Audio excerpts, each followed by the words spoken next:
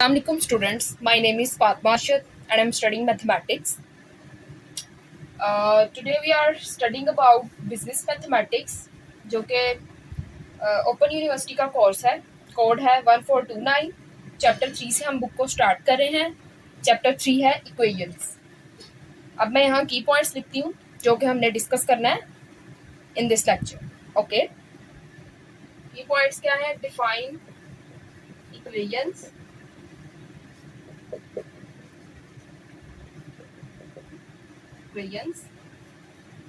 Next हमने करना है types of equations, types of equations. अब टाइप्स में हमारे पास आ जाती है, सबसे पहले आ जाती है identity equation.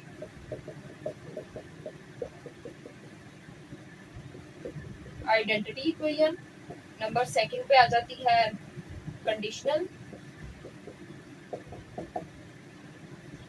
Equation. Number third पे आ जाती है फॉल्स इक्वेशन या फॉल्स स्टेटमेंट, जिसको हम क्या कहते हैं? कंट्राडिक्शन भी कहते हैं.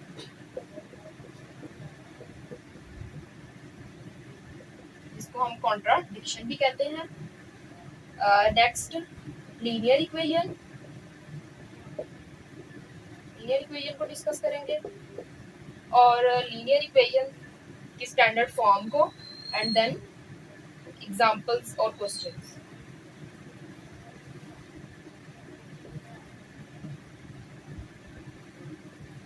related to these topics. Got it? Equation क्या होती है? A statement of equality of two algebraic expressions which involve one or more variables and constants is called equation. Statement होती है equality की, यानी equality का साइन आता है. Two algebraic expressions, जैसे कि ये equation है, ये एक algebraic expression है. algebraic expression में होता क्या है? कॉन्स्टेंट्स होते हैं, वेरिएबल्स होते हैं और अलजेब्रिक एक्सप्रेशन यानी एडिशन, मल्टीप्लिकेशन, डिवीजन, ये सब कुछ होता है. टू अलजेब्रिक एक्सप्रेशन जैसे कि वेरिएबल एंड कांस्टेंट, और स्टेटमेंट क्या है? ये इक्वालिटी की. ये हो गया. इन्वॉल्व क्या करता है? वन और मोर वेरिएबल्स. वन और वन से ज्यादा, यानी एक और एक से ज्यादा वेरिएबल्स इन्वॉल्व होते हैं और कांस्टेंट, तो वो क्या कहलाती है? इक्वेशन. जैसे कि ये, इसमें एक वेरिएबल है, इक्वालिटी की स्टेटमेंट है, और एक कांस्टेंट है, और ये क्या है? इक्वेशन.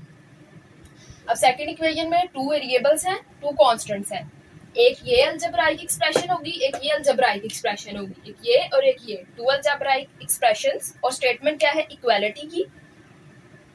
और वन और मोर देन वन वेरिएबल्स हैं और कांस्टेंट्स इन्वॉल्व हुए हैं, तो क्या बन गई ये? इक्वेशन.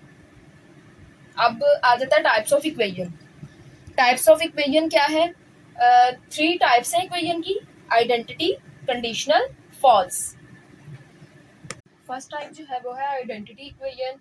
आइडेंटिटी इक्वेशन क्या है? An identity equation is true for all the possible values of variables involve.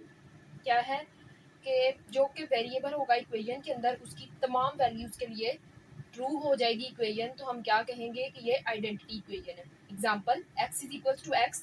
अब x को अगर हम 2 लेते हैं तो 2 इज इक्वल टू 2 ट्रू होगी. 3 लेंगे तो 3 is equal to 3, equation true होगी. सेकंड एग्जांपल है 3x plus y is equal to 3x plus 3y. अब इसके अंदर अगर हम x को ले लेते हैं 2, अगर हम x को ले लेते हैं 2 और y को ले लेते हैं 3, अब इसके अंदर अगर हम पुट करते हैं 3, यहाँ पे अगर हम पुट करें 2 plus 3 is equal to 3, 2 plus 3 3, ये क्या होगा? 3 5 6 प्लस 9, तो ये क्या हो जाएगा? 15 इज इक्वल टू 15. इक्वेशन क्या होगी? ट्रू. अब यहाँ पे हम एक्स वाई को कुछ भी ले लें, 4 ले लें, 5 ले लें, कुछ भी, तो इक्वेशन ऑलवेज क्या होगी? ट्रू. सेकेंड टाइप है कंडीशनल इक्वेशन. कंडीशनल इक्वेशन क्या है? The equation which is true for special values of variable. जो कि इक्वेशन के अंदर हमारे पास वेरिएबल होगा, उसकी किसी स्पेसिफिक वैल्यू के लिए जब इक्वेशन ट्रू हो जाएगी तो उसको हम क्या कहेंगे? कंडीशनल इक्वेशन, यानी कंडीशन आ गई है ना. एग्जांपल क्या है कि equation 2x plus 3 is equal to 7, ये इक्वेशन ट्रू तब होगी जब x जो है वो 2 होगा। उसने कहा है ये इक्वेशन कंडीशनल है because it is true only for x is equals to 2 के लिए।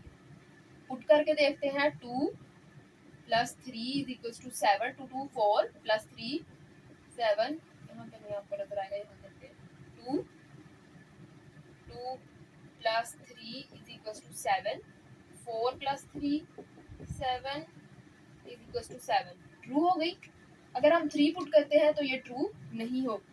अब चलते हैं हम अपनी नेक्स्ट टाइप की तरफ। अच्छा स्टूडेंट्स, थर्ड टाइप है हमारी फॉल्स स्टेटमेंट, जिसको हम कंट्राडिक्शन भी कहते हैं। वो क्या है? The statement which is not true for any value of the variable. अच्छा, वो स्टेटमेंट जो कि वेरिएबल की किसी भी वैल्यू पर ट्रू ना हो, वो क्या कहलाती है? False statement. पहली क्या की थी? जो कि ऑलवेज ट्रू हो for all the values of variable. Second की है कंडीशनल, जो किसी कंडीशन पे यानी स्पेशल वैल्यू ऑफ वेरिएबल पे ट्रू हो। और फॉल्स स्टेटमेंट थर्ड वाली है, वो क्या है कि जो ऑलवेज जो है वो फॉल्स ही हो। जैसे कि ये हमारे पास एग्जांपल है x is equal to x plus 1। इसमें हमने x1 लिया, 1 पुट करते हैं अगर x को हम यहाँ पे, तो 1 1 plus 1 1 is equal to 2 false है, यानी 1 इज नॉट इक्वल टू 2 है। ठीक है, 0 पुट करके देख लें, यहाँ पे कोई भी नंबर पुट करके देख लें, इक्वेशन क्या होगी? ऑलवेज फॉल्स होगी। अब आ जाती हैं हमारे पास लीनियर इक्वेशंस। लीनियर इक्वेशंस कौन सी इक्वेशंस होती हैं? which involve one or more variables where the highest power of the variable is 1। Linear से पता चल रहा है कि इक्वेशन जो है वो 1 और मोर वेरिएबल्स को कंटेन करती है, लेकिन उसकी जो वेरिएबल की हाईएस्ट पावर होती है वो क्या होती है? 1। तो वो कौन सी इक्वेशन कहलाती है? Linear equation. अब स्टैंडर्ड फॉर्म लीनियर इक्वेशन की क्या है? लीनियर इक्वेशन की स्टैंडर्ड फॉर्म है ax plus b is equals to 0, जब a और b क्या है? कांस्टेंट है, और a 0 के इक्वल नहीं होना चाहिए, b हो सकता है, और x क्या है? वेरिएबल है। एग्जांपल उसने दिया 2x plus 3 is equals to 5। ये क्या है? एक लीनियर इक्वेशन है। वो हमें कैसे पता चला कि वेरिएबल की हाईएस्ट पावर क्या है? 1 है। x की पावर क्या है? 1। और वो दूसरे में y is equals to 3x minus 1 है, तो इसमें भी वेरिएबल की हाईएस्ट पावर क्या है? 1। इसलिए हम इसे क्या कहेंगे? Linear equation. अब नेक्स्ट हमने क्या करना है? इसके क्वेश्चन जो एक्सरसाइज में दिए हुए हैं। ओके स्टूडेंट्स, अब हमारे सेल्फ असेसमेंट क्वेश्चन स्टार्ट हो गए हैं, जिसमें क्वेश्चन नंबर 1 है, सॉल्व करें following first degree equation. First degree equation भी वही होती है लीनियर इक्वेशन। लीनियर इक्वेशन अभी हमने पढ़ी है, वो क्या है? इक्वेशन में जो वेरिएबल की हाईएस्ट पावर है वो क्या होनी चाहिए? 1। ये हमारे पास क्या है? एक लीनियर इक्वेशन है। अब इसको हमने सॉल्व करना है।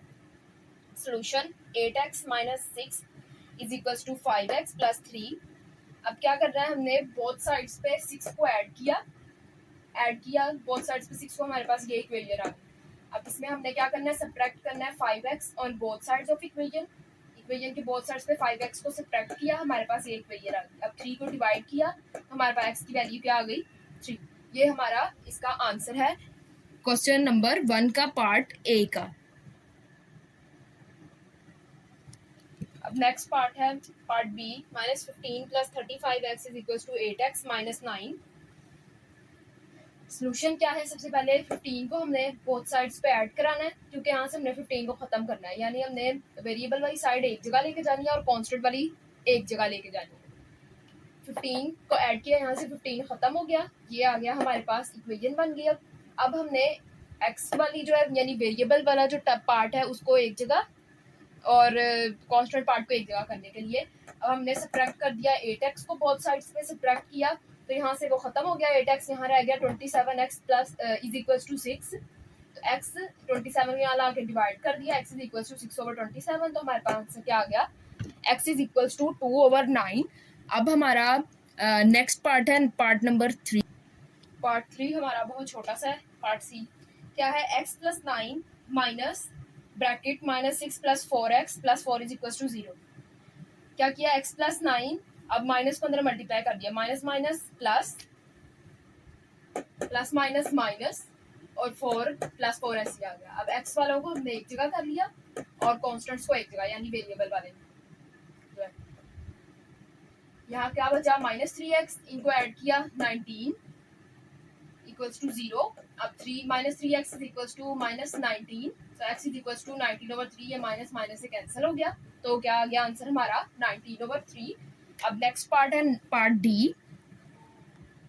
डी और लास्ट पार्ट है हमारा क्वेश्चन 1 का। y/8 - 10 is equals to y/4 - 9। Solution का क्या है, सबसे पहले हमने जो वेरिएबल वाली पार्ट है वो एक साइड कर लिया, 10 इधर जाके प्लस हो गया।